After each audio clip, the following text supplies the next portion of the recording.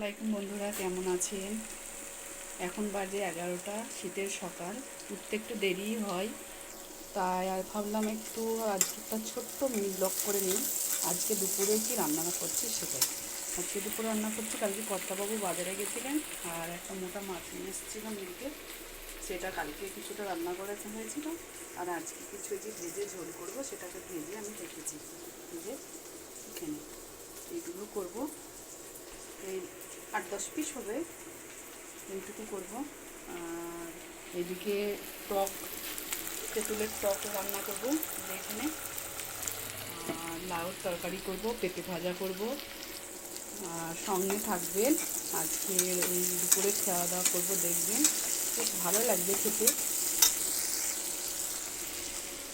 এদিকে ভাত বসিয়ে দিয়েছি, এদিকে পেঁপে ভাবিয়ে রেখে দিয়েছি, এদিকে ভাত এদিকে ফুটো ফুটো।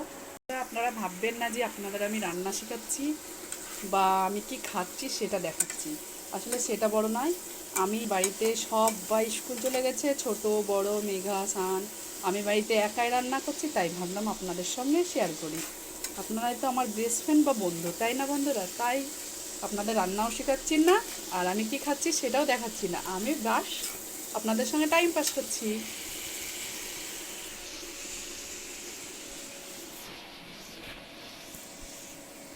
এইভাবে আমি আস্তে আস্তে মাছের যে গ্রেভি ওটাকে কষতে থাকবো যতক্ষণ না তেল ছেড়ে ওপরে আসে। এইভাবে কষালে পরে মাছের ঝোল খেতে খুব ভালো লাগে। একটু টাইম ধরে কষাতে হবে যাতে ভালো করে মশলাটা কষা হয়ে যায়। এই যে দেখুন আমি যেভাবে কষাচ্ছি ঠিক এইভাবে আপনারা কষাবেন। এইভাবে কষালে খেতে খুব স্বাদও লাগে, খুব ভালোও লাগে, দেখতেও ভালো লাগে, আবার খেতেও দুটোই ভালো লাগে। বন্ধুরা, আমার এই যে রান্নাঘর দেখে আপনারা কমেন্ট করবেন না যে বাজে কেন, আমার এখনও রান্নাঘর কমপ্লিট হয়নি, এখন আমার অনেক কাজ বাকি আছে, সেগুলো এখনও করতে পারিনি। কর্তাবাবু খুব ব্যস্ত, তবে আপনারা সাথে থাকেন, দোয়া করেন, তাহলে আস্তে আস্তে হবে। আমার এই ছোট্ট রান্নাঘর, সেখানেই আমি রান্না করি।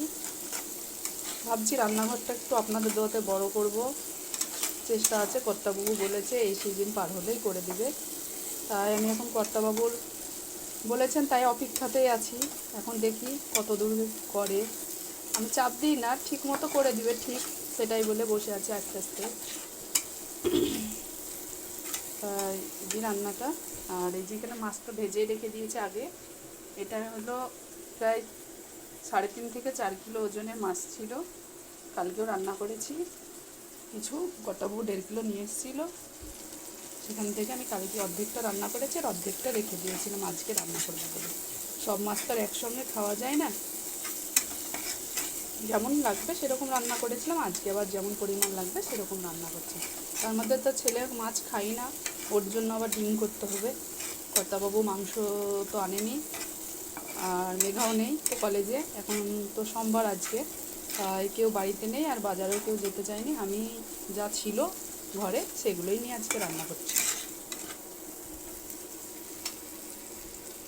তো আমার কষানো, এই যে তেলগুলো করে চলে এসছে, আমার কষানো প্রায় হয়ে গেছে। এবার এর মধ্যে আমি অল্প গরম জল ঢেলে দেবো। এই যে গরম জল আগে আমি ফুটিয়ে রেখেছি, সেটা ঢেলে দেবো। আর এটা ফুটে আসা মাত্র এই যে মাছ যেগুলো ভেজে রেখেছি এগুলো আমি ছেড়ে দেবো। তো এই তো আমি মাছগুলো দিয়ে দেওয়ার পর কিছু কাঁচা লঙ্কা ছিঁড়ে ওপর দিয়ে দিয়ে দিয়েছি। আর বন্ধুরা, এই মিনি ব্লগটা এখানেই শেষ করলাম। যদি ভালো লেগে থাকে কমেন্ট শেয়ার করতে ভুলবেন না। বাই।